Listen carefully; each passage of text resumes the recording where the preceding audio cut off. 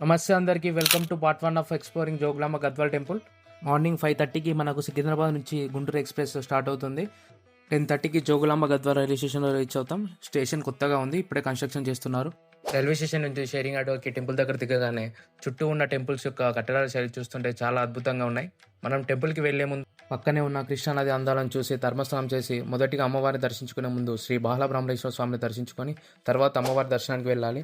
జోగులాంబ ఆలయం మన భారతదేశంలో 5వ శక్తిపీఠం. ఈ ఆలయం కృష్ణానది ఒడ్డున వందల సంవత్సరాల క్రితం చాళుక్యుల చేత నిర్మించబడింది. శివయ్య భార్య అయిన సతీదేవిని శ్రీ మహావిష్ణువు తన సుదర్శన చక్రంతో ఖండించడంతో 18 ముక్కలుగా అయ్యి భూమి మీద 18 శక్తిపీఠాలుగా అమ్మవారు కొలువయ్యారు. అందులో అమ్మవారి ఎక్కువ దంతాలు పడడం వలన జోగులాంబ టెంపుల్గా నిర్మించబడింది. దీనిని 100 సంవత్సరాల క్రితం చాళుక్యుల చేత నిర్మించబడింది. తర్వాత కాలంలో సుల్తాన్లు ఆలయాన్ని ధ్వంసం చేశారు. అప్పుడు అక్కడ ప్రజలు అమ్మవారి విగ్రహాన్ని దాచి మళ్ళీ దీనిని 2005లో పునఃప్రతిష్ఠ చేశారు.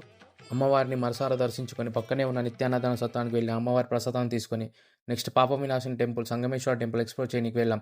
పార్ట్ 2 కావాలంటే లైక్ చేయండి, అకౌంట్ని ఫాలో చేయండి.